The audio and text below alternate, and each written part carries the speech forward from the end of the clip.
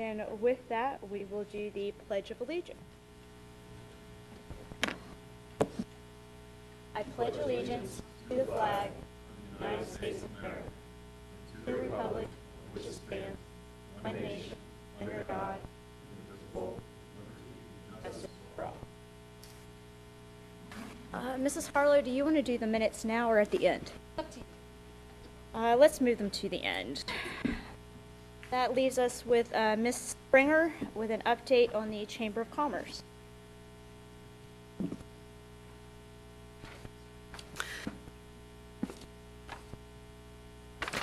Good evening, and thank you for the opportunity to present an update on the Colerain Chamber of Commerce. In case you're not familiar with the Chamber of Commerce, we are an organization of businesses seeking to further their collective interests while advancing their community, region, state, or nation. Business owners from these networks to advocate on behalf of the community at large, economic prosperity, and business interests. We share a common ambition for sustained prosperity built on thriving employers. What are the benefits of becoming a chamber member? Well, first of all, membership brings credibility and identifies that you do good business practices. There was a study that happened and it showed that 7 out of 10 consumers are more likely to buy from a chamber member. The membership increases your visibility in the community. We offer advertising and sponsorship opportunities, business-to-business discounts, and can post job opportunities for you. Thank you. We create networking opportunities, and you can make business contacts. We offer cost-saving benefits. You can save money on group rates, such as on workers' compensation, payment processing, employee screening, and other benefits. We offer opportunities for involvement through committees, and you can help steer the chamber. We give referrals, and we generate new leads. We offer ribbon cutting services. We have professional development through seminars and roundtables and educational activities, and you can engage in a lot of programs and events such as networking, business after hours, lunch and learns, business expos, community events. With the recent surge in economic development that we've had here in Colerain, there was not a better time to create an engaged business community, working together to foster continued growth and success for Colerain. Colerain Township enabled the creation of the Colerain Chamber of Commerce. The first board meeting was held in February, and we launched the chamber in June. In the past 5 months, we have it says 75, but we just got another one. 76 businesses have joined to date. And as a point of reference, other chambers in the area have as little as 50 members and as many as 700. Colerain has approximately 1,200 businesses, and the reception of the Colerain Chamber has been extremely positive. We anticipate growth as a growing chamber, and there's no better time to join. Our chamber office is located at 4300 Springdale. We have an office at the community center. We have 1 paid staff, myself, and we have 14 seats on our board of directors. Right now we have 1 that is presently open. Our board meetings are the first Tuesdays of the month at 7 a.m. We presently have 5 founding sponsor members at different levels. We offer 6 different founding or sustaining membership sponsorship levels. Rumpke, Duke Energy Retail, Integris, Energy Alliances, and MWG Metalworking Group. The Chamber offers a variety of memberships, one of which is our individual memberships, which are $125. Our listing here is of our 15 individual members as of today. We also offer a nonprofit membership at $200. The nonprofit membership includes churches, charities, civic organizations, schools, and social services. And our present nonprofit members are listed. Our largest grouping of members is in the 1 to 9 employees. Right now we have 29. That rate of membership is at $295, and you will find that this is the largest segment in any chamber, as most of the members comprise the small business, ranging from 1 to 12, employees. And these is the other 1 to 9 members that we have right now. We offer a 10 to 49 employee membership at $395. These are our 50 to 99 members. And right now these are our current members that have 100 and more employees. What have we accomplished so far? We have presented a lot of programs and events in the last 5 months. In May, we held our chamber launch, and we're fortunate enough to feature Olympians Tim McCrossan and Winston Watts. In June, we held our first cigar and cocktails business after-hours event. In July, we had 3 events. We presented a HR Wellness Roundtable. A business after-hours was hosted at Clovernut Country Club, and we also did an orientation for our new members at a breakfast. In August, we did 2 nights of a chamber-sponsored cigar tent at the Taste of Colerain, and we also put on a 90-second networking at noon, in which there were approximately 40 attendees at that. Sorry, this is out of order, but October, we did a business after-hours tour at Rumpke. And I'll go back to September. We featured our first members lunch and learn. The head coaches from Colerain, Northwest, and LaSalle football attended, and we had a social media marketing presentation. And we also in September did a membership blitz in which many of our members went out and walked the business districts of Colerain to give out information on the chamber to help get the word out. We've done numerous ribbon cuttings in the past 5 months, and those are some of them represented.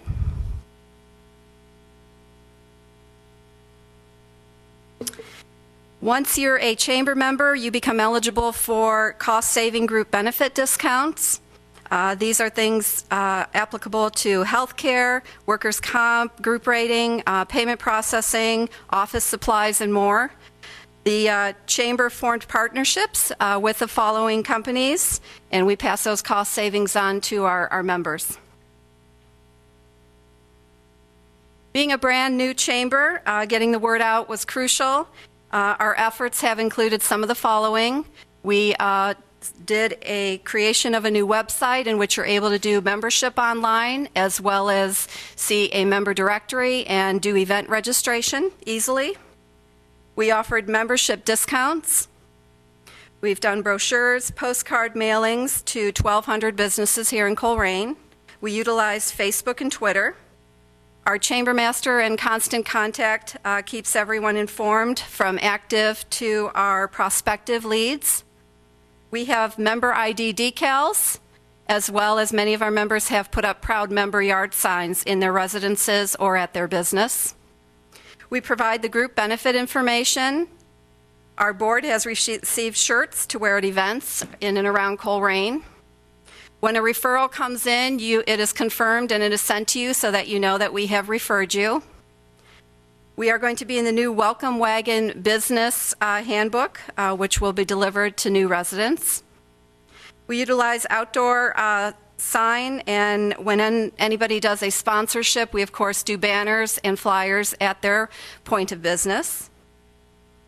We did a recent member survey so that we know what our members would like to see out of the chamber and can respond to that.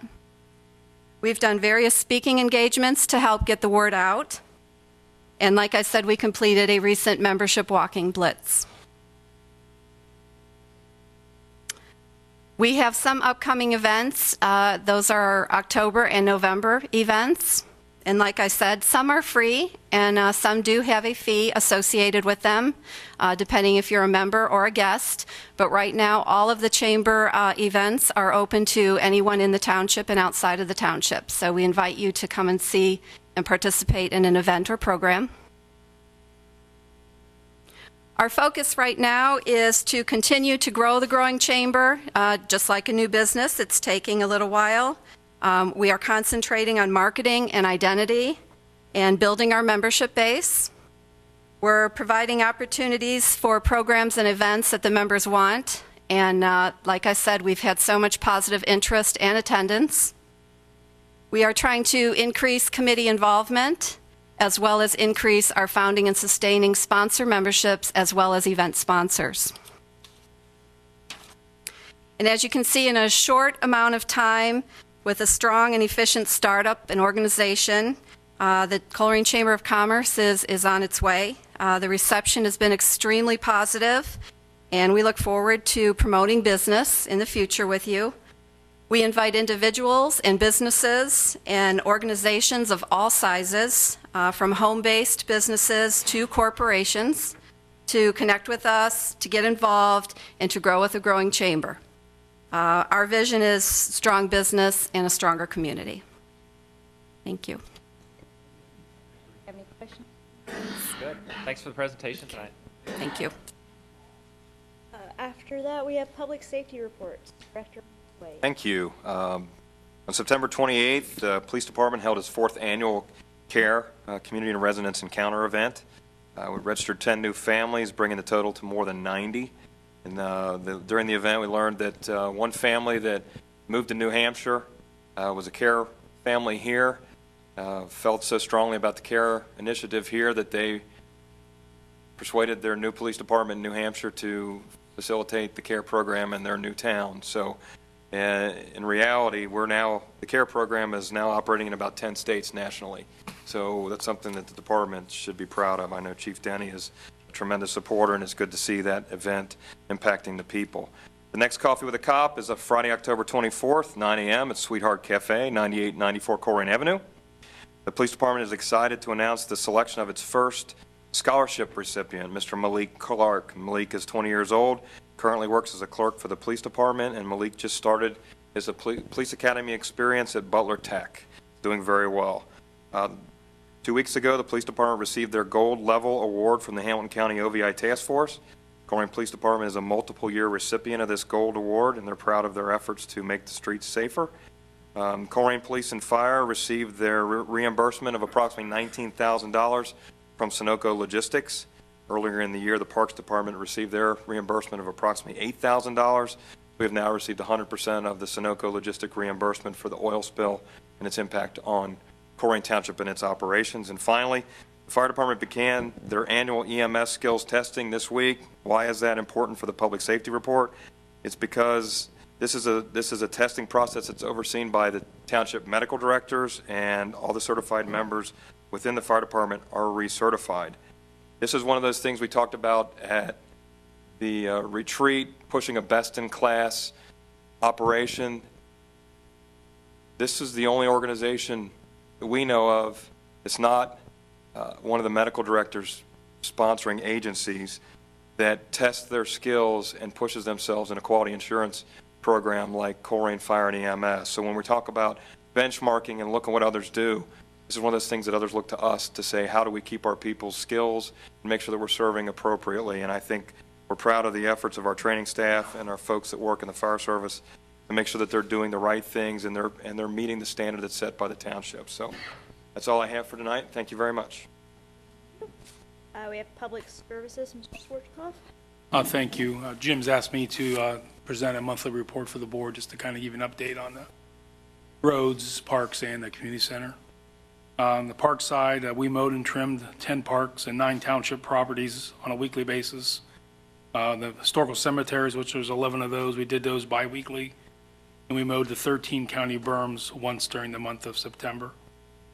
We added 20 dump trucks of playground safety mulch to our 9 park playgrounds. We added 25 dump trucks of ball field dirt and recrowned 9 ball fields. Shelter rentals, we had 38 for the month of September. And through September for the year, we've had 347 shelter rentals. We planned and directed Recycle Day, held on September 20th. We operated 7 recycling stations and 872 vehicles passed through the gate. That's an increase of about 200 over last year. Heritage Days, sponsored by the Colerain Historical Society, was held at Heritage Park on September 27th. They had a 5K walk and a reenactment and other activities during that day, and we just helped them with the event. They were the sponsors. Abatements that were performed, we did 11 trash abatements, and we did 4 tall grass nuisance abatements. The thing with the trash abatements, they are usually pretty, take 3 or 4 hours to complete, so even though there's only 11 of them, they take a lot of time to do. The time we get there, they're usually in fairly bad condition. On the Senior Community Center, I just want to give you an update on the rental income year-to-date. They've taken in $102,849.86. Last year, they took in $44,103 for the full year, so we've over doubled our income. Tawana's done a good job of getting new rentals in there. Public Works, we've placed 22 tons of asphalt and potholes in our grind and patch program. We repaired 6 catch basins. We had 10 drivers participate in the Poso Township Snowplow Rodeo, which is townships in southwest Ohio, primarily Hamilton County. Craig Ryman was 2nd place. He's one of our maintenance men. And Jason Haynes was 7th place out of 60 drivers. As an aside to that, Craig actually won the event last year, so this is 2 years in a row he's been either 1st or 2nd. We also repaired our elevator salt dome, the elevator that takes the salt up into the salt dome. We've received about 2/3 of our 5,000 tons of salt so far. We're paying $65.30 a ton through our ODOT contract. And as some might be aware, some townships are paying as much as $100 a ton. So by participating in the ODOT program, we've had considerable savings over some other surrounding townships. Thank you. Kevin? Thank you. Trustee? I've just got one item tonight. I wanted to be on an issue that has kind of percolated the last few weeks. Township Board of Trustees agreed and voted to approve issue 30 on the ballot this November. And that issue is commonly known as the JED, or the Joint Economic Development Zone. There's been some controversy about these zones statewide, and I trust our residents to make the right decision on this. So I'm not going to speak to whether or not they should approve it. I will tell you that it's a zero tax effect on our residents because of the rebate that they're going to get and our business. And the board's put in a position from a financial standpoint with our budget issues and the condition of our roads, and I can tell you how many residents I talk to on a daily basis about our roads, to take this option, and it avoids a property tax increase, and it's frankly a decision that the board didn't want to have to make, but without increasing the tax burden on our residents, we think it's the best thing to do. That being the case, I think you're going to see in the next coming weeks, and I think it's important for the residents of this township to recognize that there's organized opposition against this issue. And for the purpose of openness and honesty about this opposition, I think it's fair for us, and I believe, frankly, to consider this opposition, which has a treasurer that lives in Mason, has a headquarters in downtown Cincinnati, and a spokesperson who's the lobbyist for Rumpke, to come to the conclusion that the Rumpke Sanitary Landfill Company is behind this operation. And I believe, from the information that I have, that it's an effort by that company to force us to allow them to expand their landfill. Based upon the information I have, this is my belief, and I think it's frankly deplorable. We're talking about a community of families, residences. They've suffered through a subsurface fire that they have no idea what is causing, and they've taken steps, in my opinion and in my belief, to try to strangle our budget to force our hand in this litigation. And I think the residents need to know this before they vote. Once again, I know they will make the right decision. They always do, as far as what's right for this township. But I think we're seeing, in my opinion, the true colors of our neighbor, our largest corporate neighbor. And I'm disappointed, a point of frustration, because it's a cowardly act to hide behind what they're calling a citizens group, in my opinion. But I would like the residents to pay close attention, and if you have neighbors, anybody watching on Waycross tonight, take a hard look at a group that calls themselves citizens of Colerain Township and takes this position.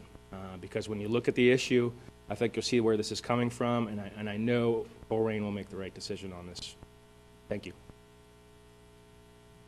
Well said, Mr. Dieters. I couldn't agree more with everything you said. And I'd also urge, this is our last public meeting before the election on the first Tuesday in November. So I just ask everybody to look long and carefully at issue 30 and know the facts.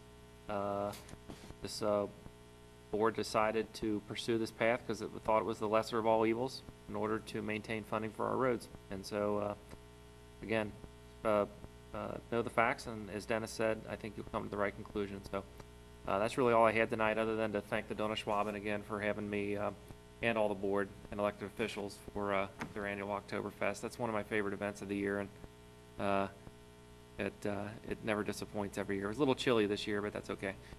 It was still a great time, and hopefully the event was a success for them. Thank you. I have nothing to add tonight. That we now have the citizens address. I have 4 people signed in. First up, I have Mr. Hodges. Although Mr. Hodges, you did not put down an address, but if you want to step on up. Yes, I apologize about not putting an address. I'm actually here on behalf of Tammy Simendinger, who's running for state rep in the area. She wanted me to come on her behalf to ask the trustees a quick question. We couldn't help but notice that a lot of the issues in this meeting, and the JED specifically, relate to budget shortfalls and budget cuts. And we just wanted to come and ask what you feel that could be done at the state level to help address some of these problems. Yeah, I've been a frequent critic in this area, so I'll go first. You know, let me just state at the beginning that I'm all for shared sacrifice. So in other words, the governor and the General Assembly inherited a deficit, a huge deficit, when they took office in 2010 and 2011. And local government rightfully should have shared in some of that sacrifice. I just question the prudency of cutting the local government fund by half and the estate tax at the same time. And then the final blow of prohibiting JED-Zs, I just thought was over the top. So I actually had the opportunity to talk to Cliff Rosenberger, who's a state rep from Clinton County, 2 weeks ago at the Hamilton County Township Association annual dinner. And he said a lot of comments that night that I really appreciated and resonated with me. He said local government meeting would have a larger seat at the table in the future as the General Assembly considers actions like those 3 things that affect us greatly. And so that's what I would say, just increase the lines of communication and give local government a seat at the table when they're considering actions like they have over the last 4 years that greatly impact us, because it certainly has. I'm not going to be as eloquent, but I'm just going to be blunt. I wish the General Assembly would just leave us alone. Stop taking our tools away. You gave us tools for a reason. You gave us JED-Zs, you gave us TIFs, you gave us the JED districts, and now you're messing with them. So I just wish you'd leave us alone. That's it for me. And I would add one more thing if I could. Sorry, Go Dennis. ahead, no. You know, Representative Rosenberger said another comment that just startled the heck out of me that evening. And he said that he would venture to guess that there's a great many, I don't know if he said a majority, but he said a great many senators and representatives in Columbus that have no idea what a JED-Z or a TIF is. That is startling that they're voting on actions like that could affect, you know, all these townships in Ohio, and they have no idea what those 2 tools are that are arguably 2 of our biggest tools for economic development and helping our budget. So, you know, educate yourself on what the heck you're voting on. That was a startling statement from Representative Rosenberger, and I haven't forgot it. So, disappointing. Well, I prefer the funding that we lost. I mean, I prefer it to go into the pockets of my police officers, firefighters, public works, go into our roads. that's where it went. I understand the concern from Columbus that the responsibility in some local governments. I think if you look at the way that our employees have bought into this organization, it doesn't exist in Colerain. So we may have gotten part of governor's move towards more responsible local government. I think we're way ahead of the curve. I still think, the money's better spent by people who directly represent the constituents. Okay. Yeah, I don't think Tammy could agree more, but it's always nice to hear input. So, thank you. Thank you. Next, I have Ms. Klein, Joanne Klein. Well, hold on a second. Are we having a more can testimony speak. at the public hearing, or are we doing it now in the citizens' address? Yes, there's a public hearing tonight. At the last meeting, it was continued Right. to tonight. Did we So- not close it? The question is, are we It's allowing not part of more this, it's not part of the citizen address, no, it's, Okay, because It's it's safe under for the the, public so you hearing. want to wait till that's what I want to do. Correct. Okay. I thought we closed the public hearing. I think you did, but We- did you want to reopen it? Is that, Well, that's fine. Whatever, that's fine. Let's Okay. reopen it. Well, just it's to the be next safe. thing on the agenda. So is there, other than the Pool Road address, was there any other citizen address tonight? That's what I thought. Okay. So we are now in the public hearing phase. In regarding the demolition of 3777 Pool Road, is there a motion to reopen the public hearing on this property? So moved. Second. Peters? Aye. Ms. Meinhardt? Aye. Aye. And now we have Ms. Klein. Yeah. If I may, just give some context.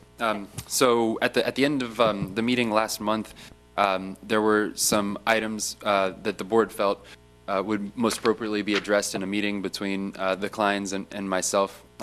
Just wanted to report back to the board that we did hold that meeting on September 18th, and there were 2 members of the health department, 3 members of my department, the Kleins, and a caseworker from the Talbert House who was working with the Kleins as they've dealt with the issues that they're dealing with.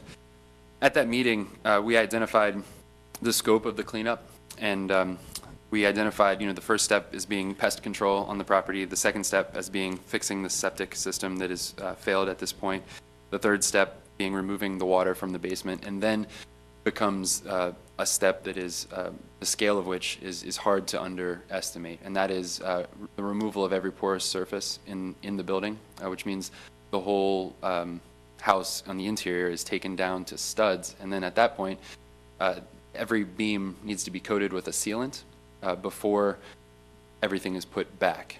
So that is a massive undertaking, and so the outcome that we were looking for at that meeting was identify the steps that are needed to rehabilitate the property, and then identify financial resources that would demonstrate that those steps could be achieved.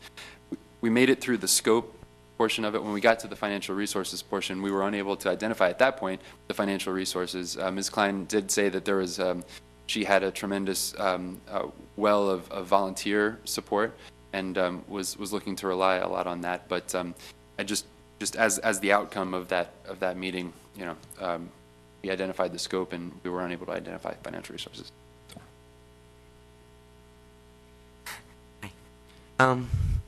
Well, like Mr. Mills said, we're dealing with a pest issue, which would allow people to actually get in there and start doing some work.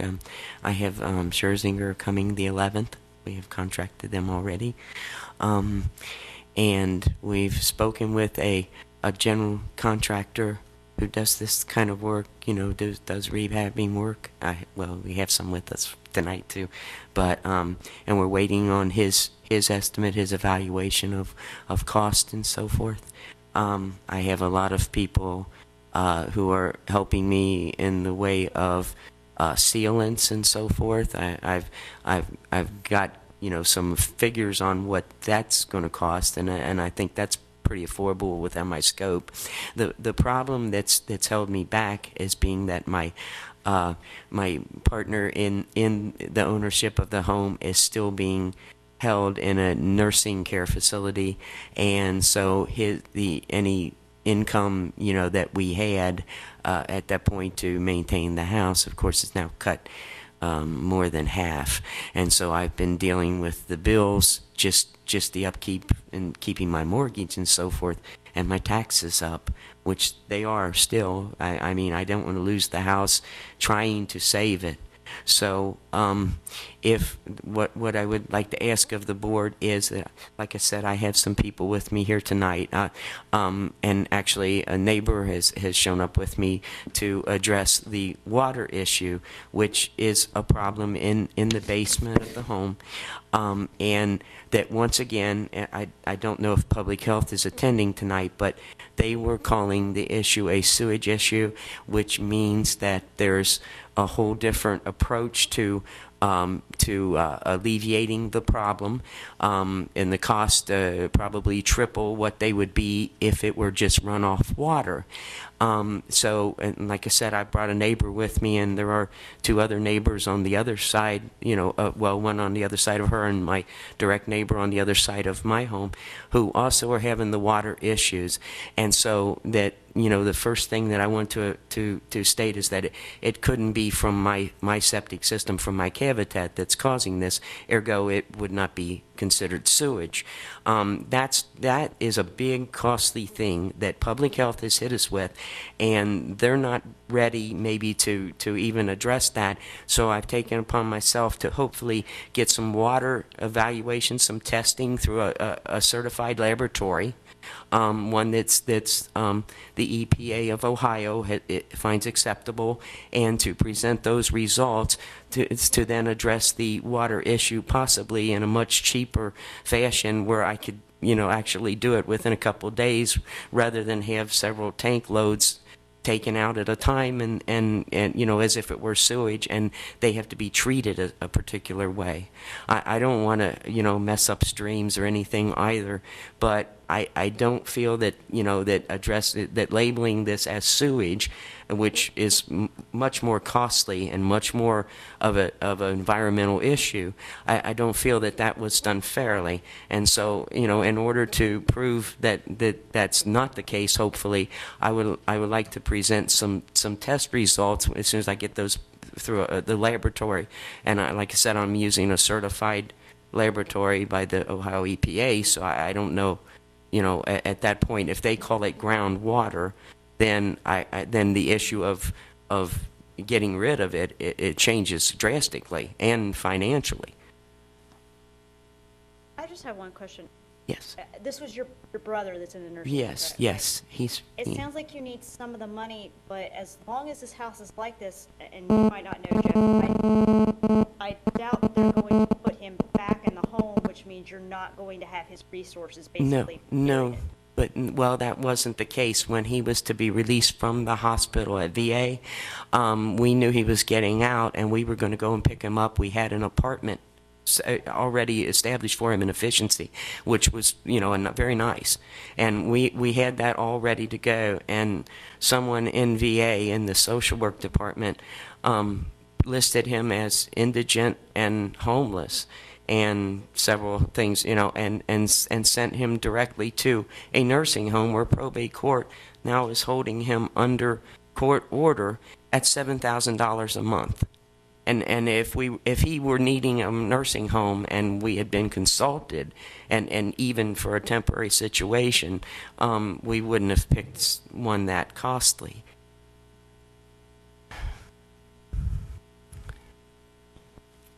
I don't think we have any other questions. Okay, could I have other people? I Yeah, think they I've signed. got If other they people would like to. signed. Okay, thank you. I've got Marilyn Warren on the list. Yes. You just have to come to the microphone so everybody can hear you.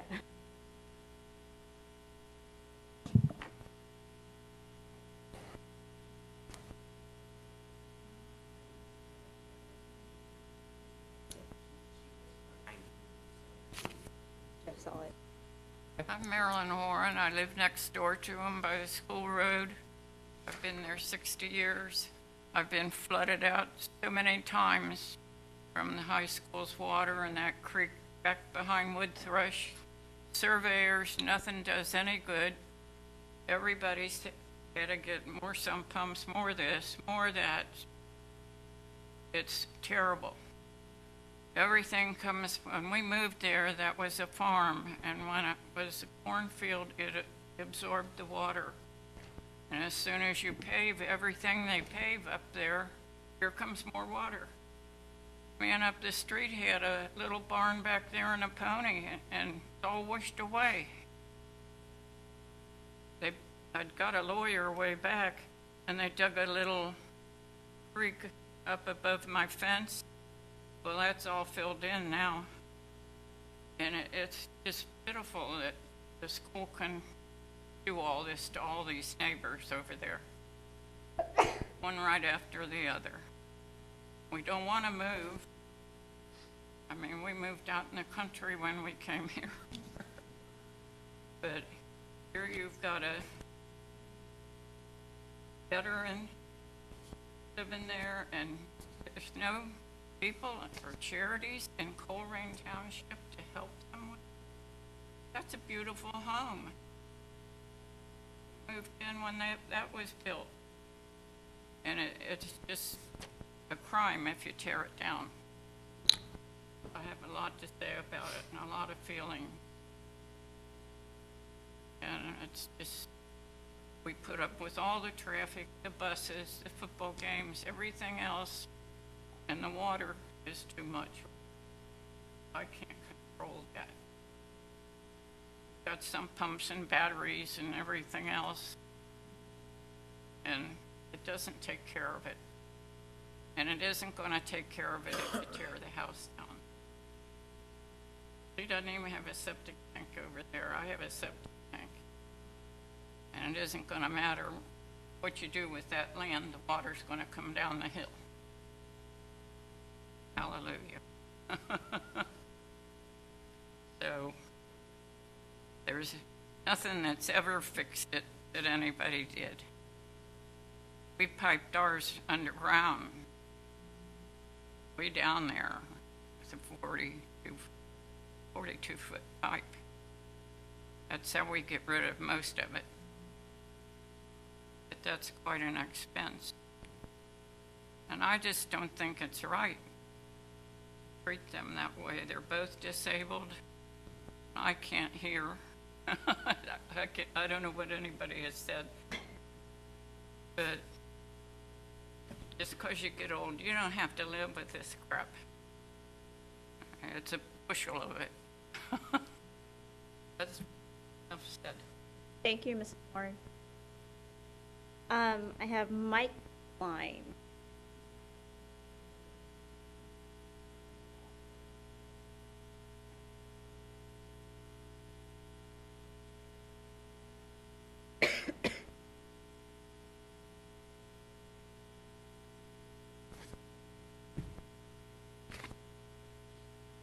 I'm Karina. I'm Michael's daughter. What was your first name? Karina. Karina. Okay. Spell that. Karina. And I live here in Colerain Township. We have a construction company, Thrasher Roofing and Remodeling. I also work with Web Constructions, my stepdad's company. We are willing to go in, once we get the water part handled within the home, and basically gut the house. I have certified electricians. At one point, we put the old Shelley company back in place when they told us there was no hope to fix it back up and bring it back to code. Opened it back up in '07. Things didn't work out, but we did have it up and running. We know what kind of work it takes to bring it back up. We did that under a $10,000 budget. So they do have support within the community. I have probably 100 volunteers willing to go in, cost-free, to help them clean it up. It just has to be done in progression. The pest control has to be done, the water control has to be done, or I can put any manpower in there. I mean, if the trustees are willing to work with us, we're willing to get the property back up to code. Would you be willing to commit to specific milestone deliverables, I'll call it? By, end of October, you got the flea problem handled. By the end of November, you got the water problem handled. By the end because, I told you at the last meeting, ma'am, that I have a tremendous amount of compassion for you, and I want to try to be as compassionate as possible here. But we have to see measurable progress, and I just don't want to write a blank check saying, okay, go ahead. We got to protect the community. Understand. It's a health hazard. So, I'd be personally interested in crafting something where we could say, okay, you missed one of these milestones and the demolition's back on the table then. That's where my head's at right now. I can get with you instead Yes. of a. So this is the complete list. first, yeah, this is the first time, I've heard this. Correct. It's not like I don't believe you, ma'am. I just, No, it's I like Ronald Reagan completely said, trust understand. but verify type Right. And I'd be more than happy to sit down with you and, Sure, and so you would take responsibility for establishing a set of tasks and timelines, and then the idea would be that if a deadline was missed, then we would come back and do a final demolition resolution, or would we do a demolition resolution and and then the demolition would be contingent upon meeting the timelines?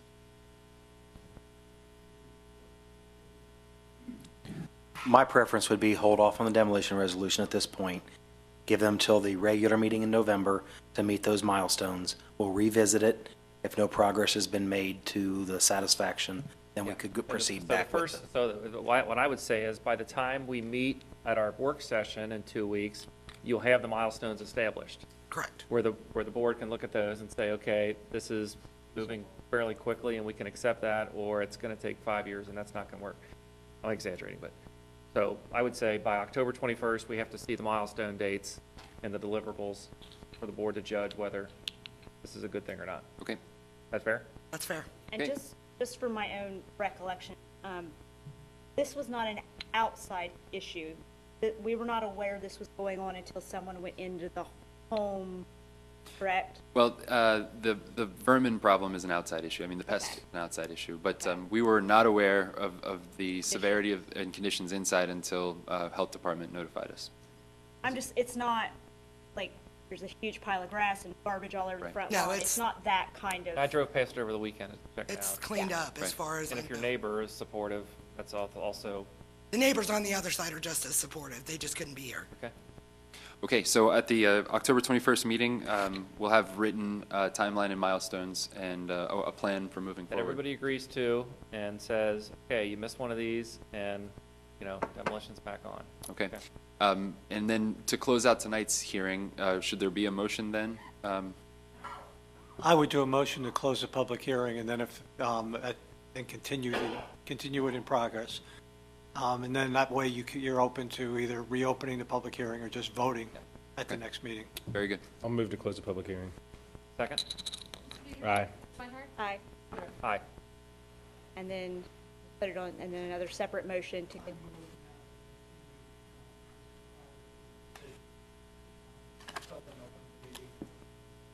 I'll move to continue this matter until the November meeting. Second. Aye. Aye. Aye. That was everybody that had signed in to speak tonight. So now we are on to Community Development Block Grant Public Hearing, which is Birkenhauer. We need to have a motion to open the public So hearing. moved. Second? Aye. Aye. Aye. Mr. Birkenhauer. Thank you. It's that time again where we are looking at potential projects for our 3-year community development block grant funding cycle. And the leadership team had asked what community development block grant eligible projects would you like to see go forward to the Board of Trustees? And I have actually 4 different projects here. And the first being various road projects within low to moderate income area. I believe we did, close to 150,000 last time the funding cycle was available in some of the areas and road projects. Our accessible restrooms in the senior portion of the community center, those would need to be rehabbed in some fashion. These are rough estimates and numbers of approximately 45,000 for that. Another option that we had brought up was a new LED message board for the community center. Just to try to get the word out about the different programs and the different things going on at our senior center. It seems like the YMCA, a lot of the nonprofits are moving towards that, and it may be advantageous and bring more people into the center to utilize those great services we provide. And then finally, the last item is community center rehabilitation of the kitchen. A lot of the walk-in box and the stoves and everything else are pretty old, and think it's a matter of time before they start going out on us, and we use those for the Meals on Wheels and other programs, and that would be the final proposal for this evening. And the way this would be handled is these are the 4 projects we're proposing tonight. Open it up to see if anyone else has any suggestions. And then on October 21st, I would come back to the board, and you would basically rank the projects based upon your priorities, and we would present those final rankings, send those on to Hamilton County Community Development Block Grant, present to the Hamilton County Commissioners, who would then submit this to HUD for the final funding. The unusual thing about this grant project is we don't know how much we're going to get. Even the county doesn't know how much we're going to get. It depends on the federal allocation for funding for the budget authority. So they're going to fund probably your first 2 projects, possibly, depending on what's available. So just keep that in mind for your ranking. Go ahead. There a So moved. Second? Aye. Aye. Aye. I will just say, the LED message board would be a distant fourth in my mind, personally, and it's all about roads right now and getting a funding source for that, and I just think the more we bring to bear in that area would be helpful. So that's just Ritter's opinion. We're on to new business, public safety first. Oh, I'm sorry, nobody signed in, that's why I was there anybody that wished to speak on that? Here's. No. Thank you. Public safety? Thank you. The police department has one item for the board's action. In front of I provided Ms. Harlow 2 copies of a signed contract with Northwest Local School District. Chief Denny's had conversation with the school district to extend the current contract and through the 2016 school year. The contract is for 2014-15 and 2015-16. Also included in that contract is an additional 1,480-hour position that the schools sought from Colerain Police Department. That creates an additional 32,172 annually from the school district. The school district has agreed to pay it in a 1 lump sum for 2014, and then that will be billed on a monthly basis as part of the regular billing cycle. And then additionally, the school investigator contract, it was extended a year, and basically the 2 contracts generate approximately $430,000 in revenue to provide the services. The SROs have been in service to the school district since 1999. The school investigator has been in service since 2008. The contract with the school investigator has been in place for the same time. We've been in contract with the school since 2009 for the school resource officer position. So the additional position of 1,480 hours is the big difference in this contracts. I ask the board's approval. I will comment that as a prosecutor, I understand the necessity of school resource officers. They know the kids, not just a random police officer Correct. coming there when something's going on. So they're able to, I don't want to say de-escalate, but not every issue needs to be charged as a crime. And I think when you have a school resource officer there, they understand, they know the grasp of the situation, and you don't have just an officer showing up who doesn't know what's going on. Correct. Fairly the same way someone who's there every day interacts with the kids and understands the dynamics of that situation. So I definitely appreciate that from a prosecutor standpoint. Well, having served in the township prior to 1999 and responding and being dispatched to the schools, anytime there was an issue, the officers running the beat were often inundated with calls to the high schools and the middle schools to provide service, that having an SRO in there to already be in conversation and be a part of that process has been so successful in so many different things. We could sit here all night and talk about why the value is there, but I think the positive is we have a great relationship, and the service that's provided is a win-win for both organizations, and then these contracts provide us the opportunity to bring value and be smart with our with our finances, and provide a service too. So I applaud Chief Denny for reaching out and getting an extension to the contract and ensuring that we're whole, we're taken care of. Is there a motion to approve the contract? So moved. Second. Peters? Aye. Reinhardt? Aye. Aye. Next is the fire department. There's 3 items for the board's action. The first are a part-time pay rate change. Effective August 28, 2014 is Tyler Larsh. He completed the paramedic training and has been cleared as a department paramedic with a pay rate of $15.28 an hour. Again, his effective date is August 28, 2014. Second is Mr. Joel Balmer. Joe has also completed the paramedic program and his orientation, and effective September 15th, his pay rate is $15.28. And finally, for the part-time pay rate change is Anthony Egner. Anthony transitions into the firefighter 2B program with a pay rate change to $15.28, an effective date of September 28, 2014. Ask for the board's approval. So moved. Second. Peters? Aye. Ms. Reinhardt? Aye. Mr. Ritter? Aye. The next item is the board's authority to basically move one of the remounts for the paramedic, the medic unit, up from this January of 2015 to now. We experienced with one of our oldest medic units a significant engine failure that is quite expensive. It costs approximately $16,000, and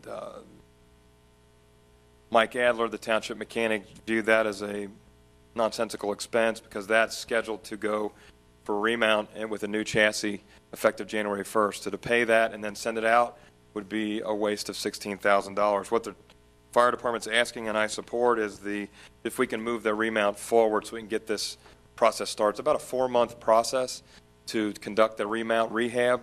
So essentially, we're moving it up to now instead of April or May of next year.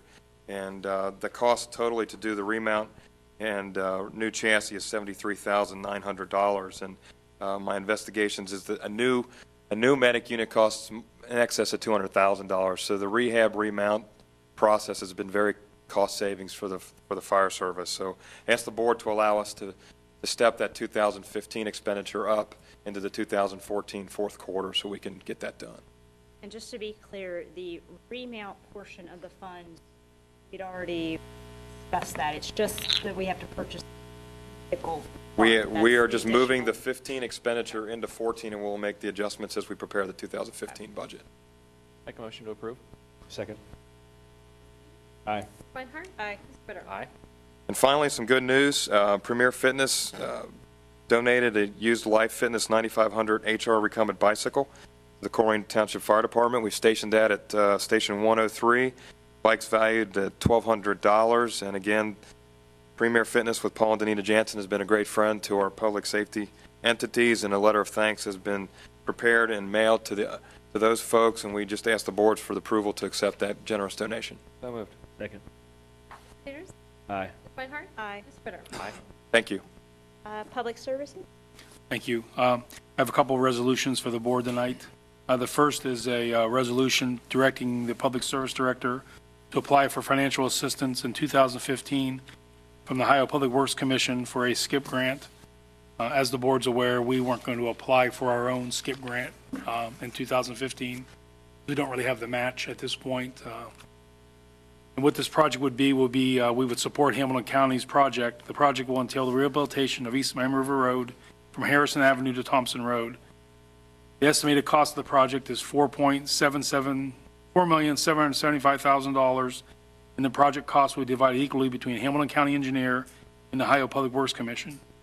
Colerain Township agrees to submit the grant application, but will not be providing any financial assistance. It will enable us to improve a road that's heavily used without any cost to us. We're also not applying for our own SKIP grant, so it's not going to affect our own application, because you do have to prioritize your application. This would be our number one application for 2015. I'll make a motion to approve. Second. Aye. Ms. Reinhardt? Aye. Mr. Ritter? Aye.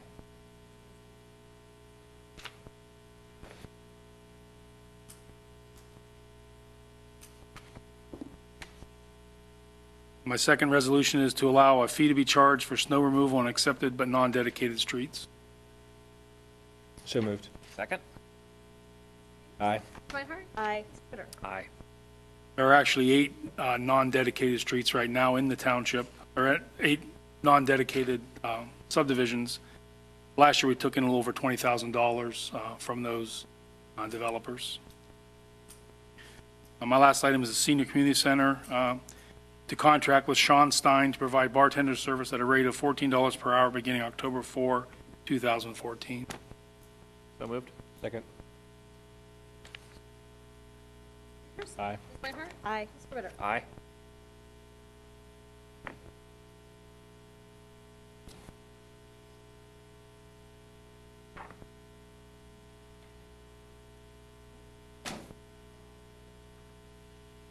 Okay. Just making sure we're all on the same page. We're on to zoning now. Thank you. A number of organizations, including the Cincinnati Zoo, have gotten together to create a campaign called Taking Root, which is an initiative to replace and retain trees in the greater Cincinnati region. As Colerain Township explores ways to improve the character of our neighborhoods, street trees and urban forestry plays a very big role. Ask any real estate agent what the value of a tree-lined street is, and they'll happily tell you. As we consider a JED Z that will potentially fund major infrastructure improvements throughout the township, I think that we're going to be looking at our rights of way in a more holistic way. How can we add even greater value to neighborhood character through replacing our rights of way? And I believe that including street trees in that would go a long way. I believe that if we were to just offer our support for the Taking Root campaign, that would put us in a very good position with Taking Root, such that in the future, if funds become available to do urban forestry and street tree programs, I think that we would be in a very good position to take advantage of that. So I took this to the Zoning Commission. The Zoning Commission recommended approval of the resolution that would basically just show our support for the Taking Root campaign. And I recommend approval as well. So moved. Second. Aye. Ms. Reinhardt? Aye. Mr. Ritter? Aye.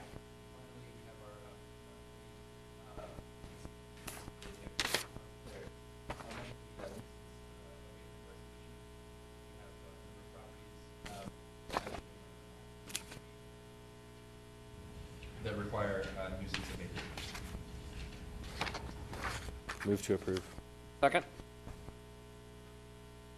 Aye. Ms. Reinhardt? Aye. Mr. Ritter? Aye. Administration? Yes, the next item on the agenda is a contract with Integris Energy. And as you know, just a few meetings ago, they came in and presented us with the cost savings for last winter for our businesses residents of over $250,000 over the price to compare for our residents and businesses. With that being the case, we are ready to re-up for our next 3-year cycle. The item before you this evening is a contract with Integris for the next 3 years. We have not yet locked in a price. This is almost like a commodity with the stock market, or very much is. And you can see, I went by Speedway today. Gas was $3.08 a gallon. It's trending down. So we have not yet locked in for the winter. I foresee that happening soon, judging from our conversations with our consultants. At that time, we'll lock in a price, and we'll present that to the board and to the residents. And that'll be our winter price, and it will go to a variable rate when it gets hot again. But it's been a very successful program, and my recommendation this evening is to approve this contract for the next 3 years with Integris Energy. So moved. Second. Abstain. Reinhardt? Aye. Mr. Ritter? Aye. I'll take the next two items. Ms. Reinhardt, members of the board, I'd like to recommend approval of a resolution authorizing the administrator to investigate the creation of a waste disposal district. Motion to approve. Second.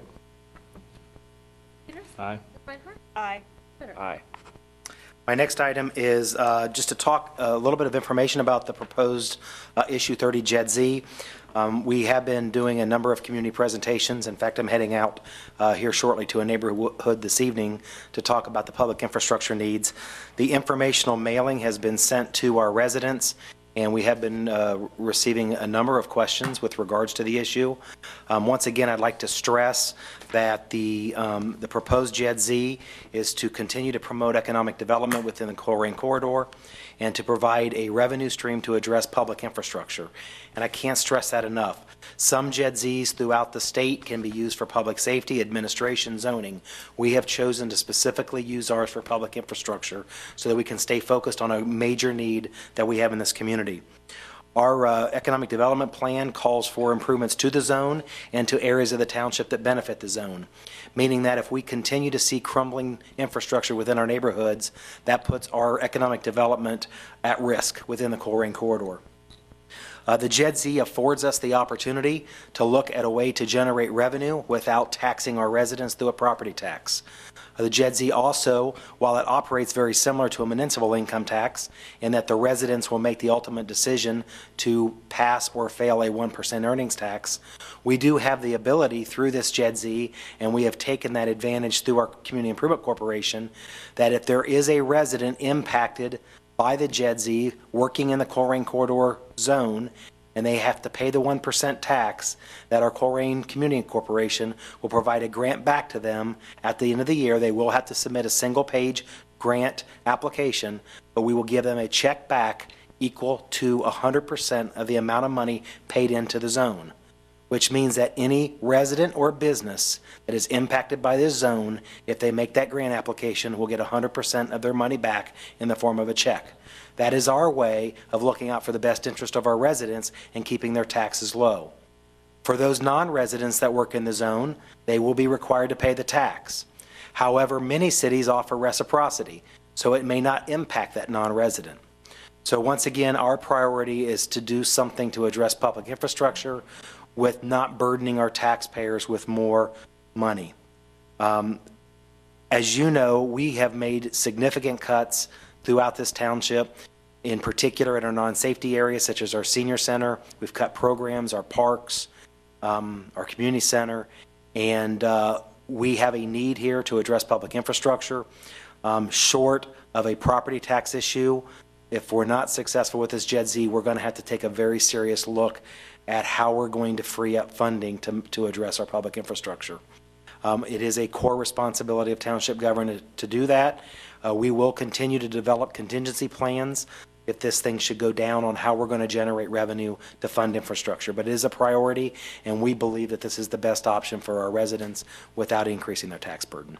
So for those residents that are tuning in this evening on Waycross, if you have questions regarding this JED Z, please contact either Frank Birkenhauer or myself so that we can provide more information with regards to this important issue. I'm just going to add a quick note to that. We are more than happy to answer your questions. We invite your questions, we invite your calls, we invite your emails, but we are not going to tolerate people being rude to our staff, calling our staff names, or insulting our intelligence. So if that is the tone of your email or your voicemail, you might not get a return call back from me at least, but I would appreciate you being respectful. We respect your opinion. These people work for us. This is their job. I do not appreciate when you are rude or insulting to our staff. Thank you. And one final note, just to remind the public that we will have a work session. Public participation will not be at the October 21st meeting, but it is a very important work session in that the leadership team will be presenting on the 5 major strategic initiatives, one being capital needs and how we're going to address those through our financial forecast, marketing, how we're going to push the message out, communication with our public. We have a survey committee to gain public input and engagement. We have our public infrastructure needs, identifying our road program and the condition of our roads. And probably most importantly, and Mr. Mills alluded to it with the Take Root campaign, is revitalizing our neighborhoods and mapping the various components and the impacts it has on our neighborhoods. So October 21st is going to be an exciting meeting. I look forward to having the leadership team present on those strategic initiatives. Thank you. Thank you. Ms. Harlow. All right. Approval of minutes. The minutes of the regular meeting on August 12th, 2014. I have no changes. Nor I. Move to approve. Second. Mr. Dieters? Aye. Ms. Reinhardt? Aye. Mr. Bitter? Aye.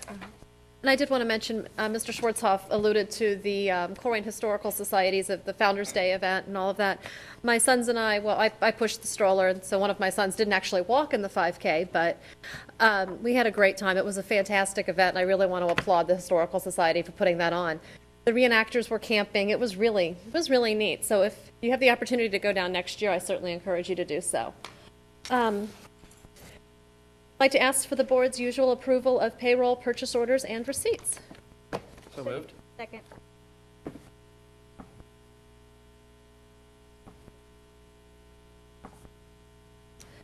Mr. Dieters? Aye. Ms. Reinhardt? Aye. Mr. Ritter? Aye. And I've received a request from the Ohio Division of Liquor Control for a liquor permit transfer from ARC Entertainment. I'm not sure if it's ARC or ARC. I'm not sure. It's all capital letters here.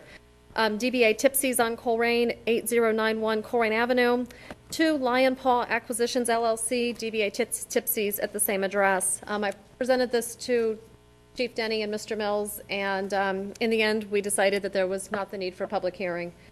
And so if the board agrees, we'll process it from there.